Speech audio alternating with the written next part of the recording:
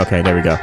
All right, so just get these out the way. These are the matchups that happened today because we already had one of the games that happened on Thursday between the Commanders and the Green Bay Packers, and Green Bay won that game 27-18 on Thursday Night Football. So your early matchups on Eastern time was the early, midday. All the times I mentioned were early and midday, and late day games are all Eastern time. So we'll get those out of the way. But your early matchups are Jacksonville taking on the Cincinnati Bengals. You got the Giants taking on the Cowboys. Chicago Bears visiting Detroit Lions. The Rams taking on the Tennessee Titans. Currently, New England's playing here in Miami, taking on the Dolphins. San Francisco 49ers are visiting the New Orleans Saints. Buffalo Bills are visiting Jets in the divisional battle. And also, we got Seattle Seahawks visiting the Pittsburgh Steelers in Aaron Rodgers' first home game. And following up with the Cleveland Browns taking on the Baltimore Ravens to round out all the early games. So all your midday games, we got the Broncos taking on the Colts. Carolina Panthers visiting the Arizona Cardinals, and the Philadelphia Eagles taking on Kansas City Chiefs in a rematch of the Super Bowl last season. Your late night game is the Atlanta Falcons visiting the Minnesota Vikings, and we have a doubleheader for Monday Night Football this week. We got Tampa Bay visiting the Houston Texans, and then the Los Angeles Chargers taking on the Las Vegas Raiders. So we got the battle of the former coaches of college, Pete Carroll versus Jim Harbaugh. I'm gonna say Jim. Keep forgetting their names are so closely related to each other. So I had to get these out the way real quick to kind of get those going.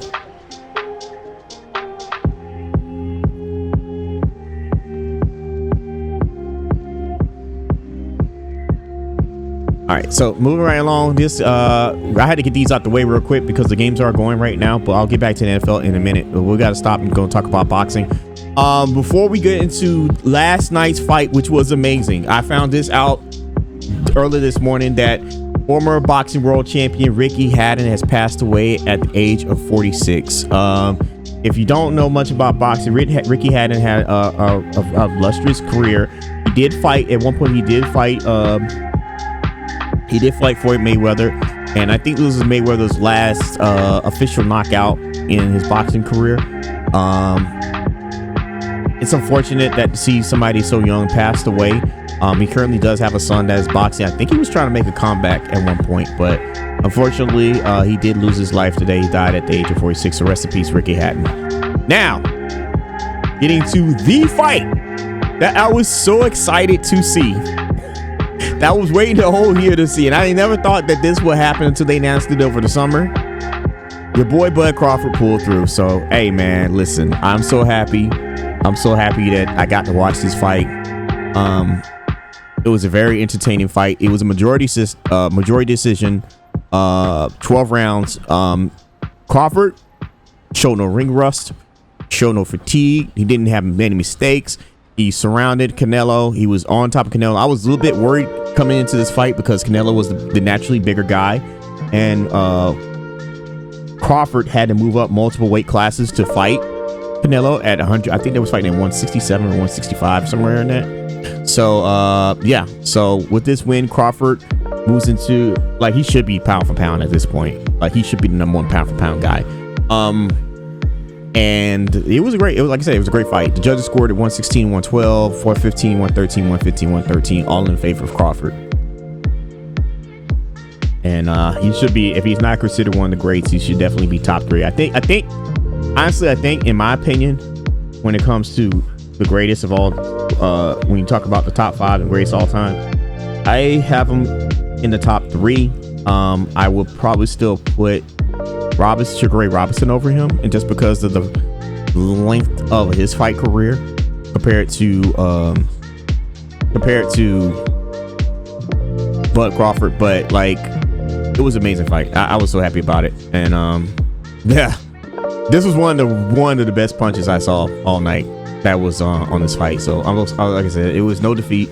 And don't get it twisted. Like, Canelo is a solid fighter. He's won multiple weight classes. I think he's been like a champion in 4 different weight classes. But again, in the history of boxing, Terence Crawford is the first in the four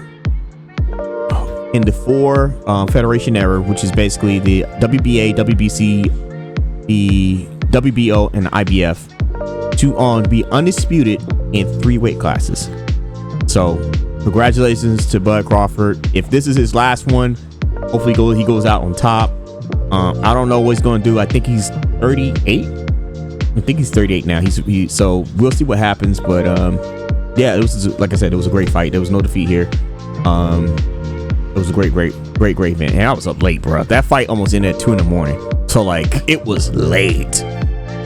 But yeah, congratulations to Terrence Crawford for winning that fight. So moving on to college football, and I gotta get these out the way because Lord have mercy, yesterday not only did we have great boxing matches, but there were some fantastic football games yesterday.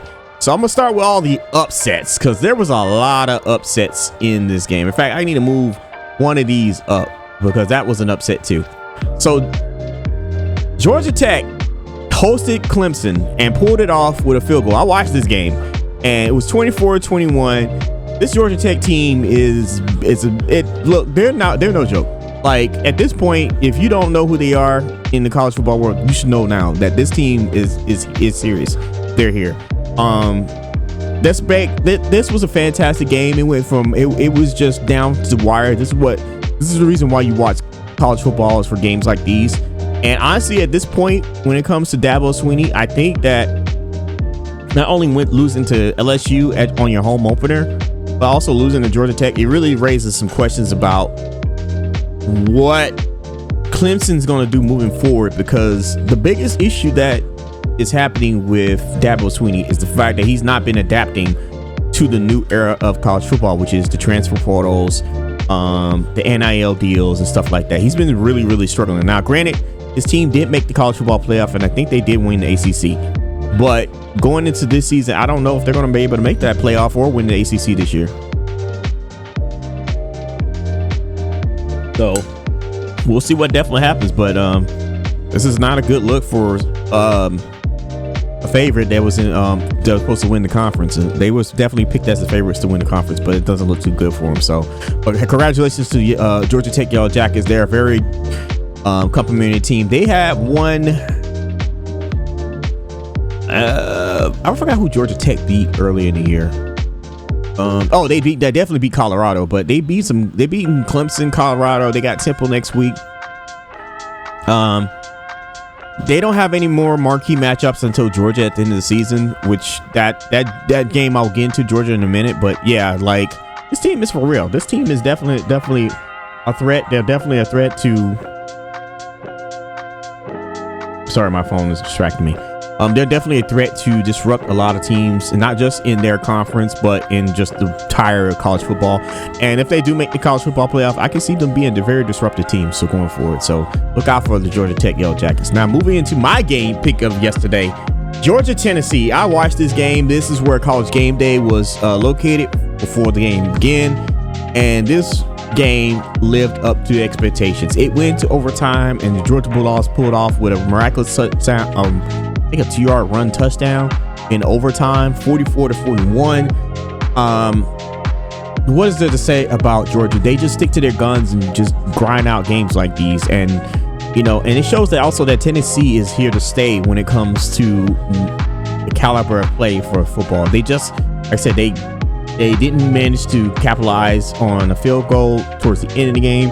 They didn't manage to capitalize on when they had the ball in overtime to score, and Georgia was able to just scrape by and get this win. So I expect to see both teams in the college football playoff. Tennessee is not going anywhere. They're still going to run the table. Georgia's definitely showing that they can grind it out, but they got some work to do. So congratulations to the Georgia Bulldogs for winning. I know my brother was screaming at the TV when he watched this game. So this was the game I did not watch the Hurricanes because I knew they were going to beat South Florida. They just beat the brakes off of them. But this was definitely one of the games that I watched last week. Yesterday was the Georgia Bulldogs beating Tennessee Volunteers. Another upset. That was an upset, but this one definitely was an upset. Notre Dame come to the front. This is now the second week that you have lost these games. And again, now you've lost against Texas A&M 41-40. So coming off a season where they played for the national title, Notre Dame was definitely one of the favorites to go into the college football playoff. this season, but it's looking like it's going to be some question marks because they're losing these games. They lost a close game to a very good Miami team, and now they're losing a close game to the Texas A&M Aggies. So another surprise and upset. I expect Texas A&M move up in the rankings. I expect Notre Dame to move way down in the rankings. We'll see what happens going forward. So that's what we have going on with this one. And then we're just going to move up into the last upset that happened yesterday, and that was Vanderbilt blowing the brakes off of South Carolina in their home in South Carolina Stadium, 31-7. I think their quarterback was knocked out of the game. Sellers,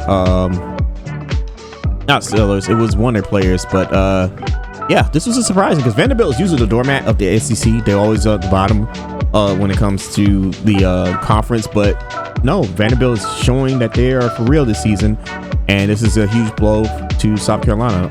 I expected Vanderbilt to come up in the rankings, starting 3-0, and I expect South Carolina to probably drop a little bit. I don't see them going out of the top 25. Well,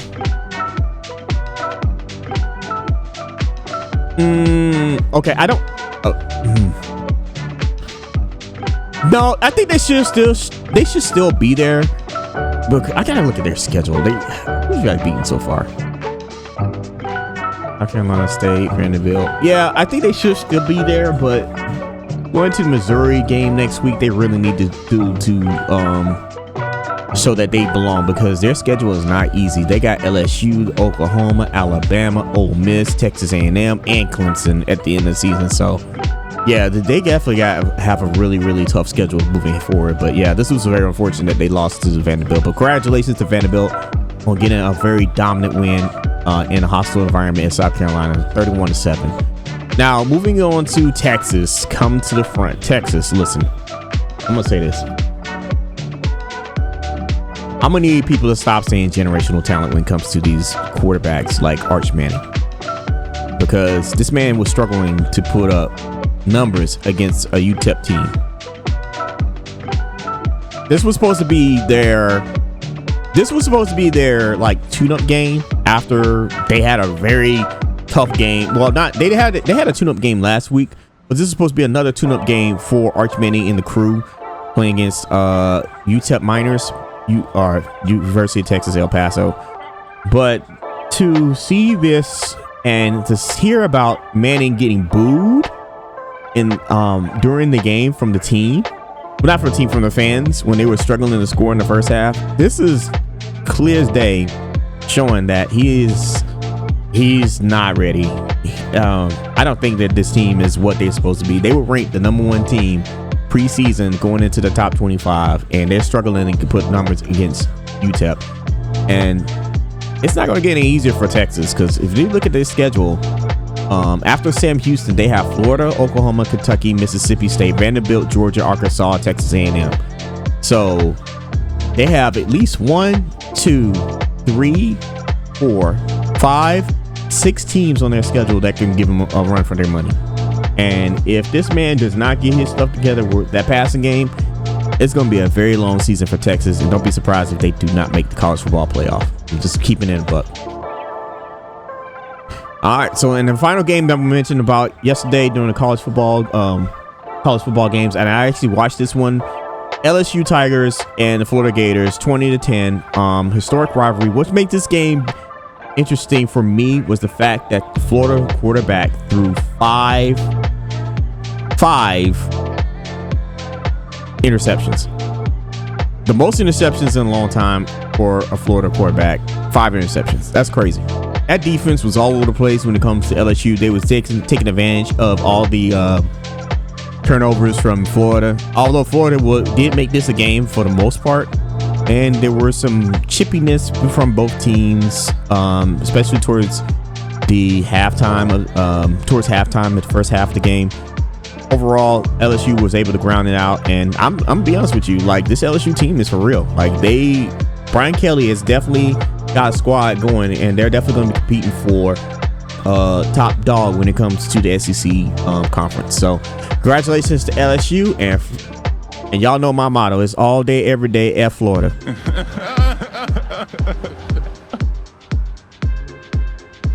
1 second, guys. I'll be right back.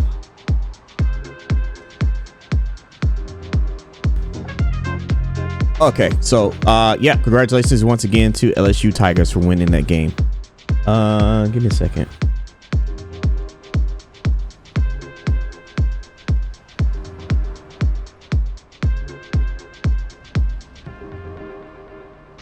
There we go. Had to fix that. I don't know why it does that sometimes.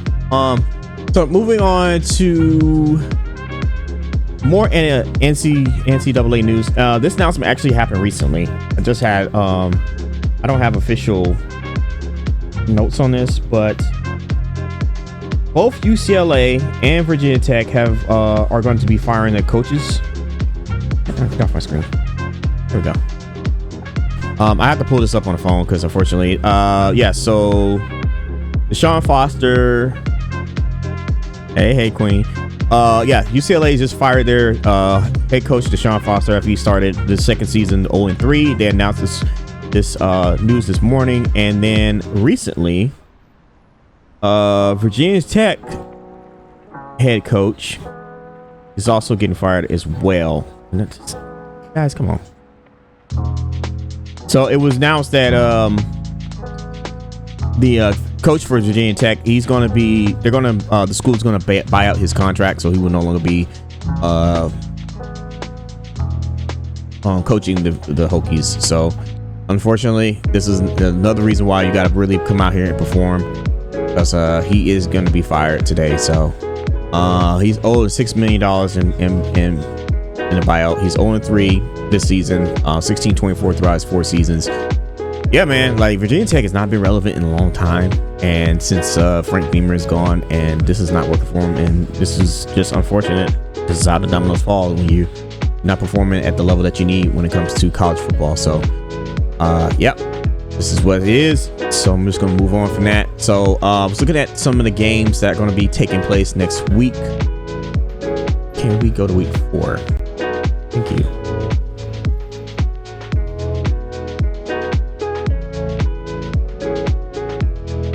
Let's look at the top. Let me get top 25. It'll be a little bit easier for me to deal with. Thank you. All right, week 4. Going to the games next week for college football.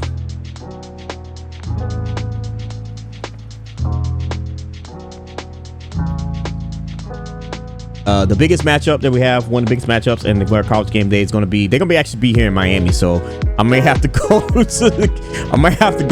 I don't know if they're going to be at the stadium or if they're going to be on campus in the University of Miami. We'll see what happens, but college game day is going to be here. I might have to go that Saturday just to go see them. But yeah, Miami's going to be taking on Florida. Then you got Clemson, Syracuse. We got Texas Tech, Utah. Oregon State going to have their rivalry game early. Purdue and Notre Dame is going to have their rivalry game as well. Auburn, Oklahoma is a big matchup going to next week, as well as Michigan, Nebraska. What's up, Queenie? How you doing?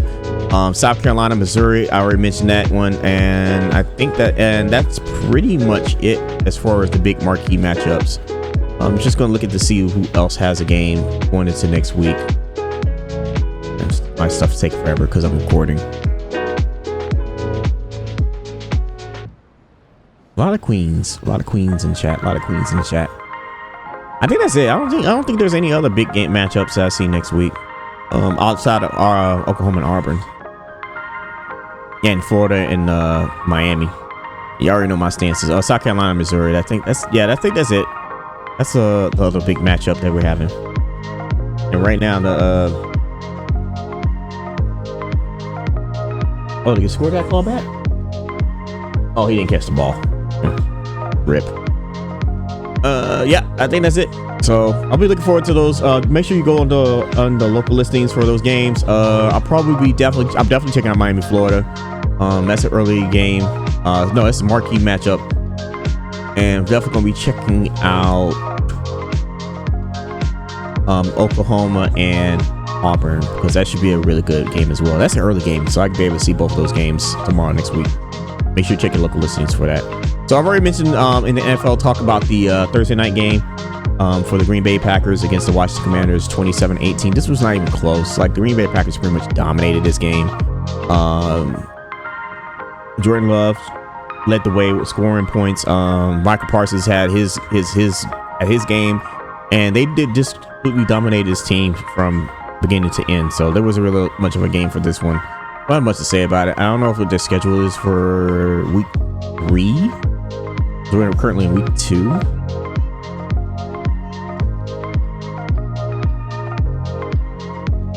As I already mentioned the schedule for this weekend, some of the games are already taking place right now. Yeah, the Thursday night game, Miami and Buffalo. That's the one I was looking at. So Miami will be taking on, Dolphins will be visiting Buffalo, taking on them early matchup 8:15 on Amazon Prime and Twitch.tv. If you have a Prime account, you can definitely watch the game on Twitch.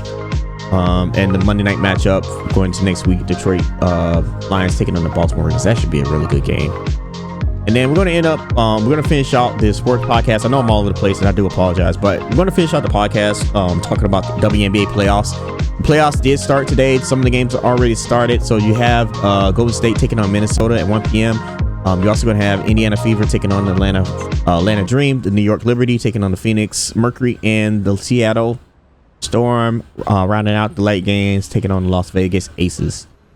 All the matchups are 1-1 format, so the best of 3, and then the last, and then the finals. The finals is a 2-2-1 setup. So with the higher seed hosting games 1, 2, and 5. Oh, I'm sorry.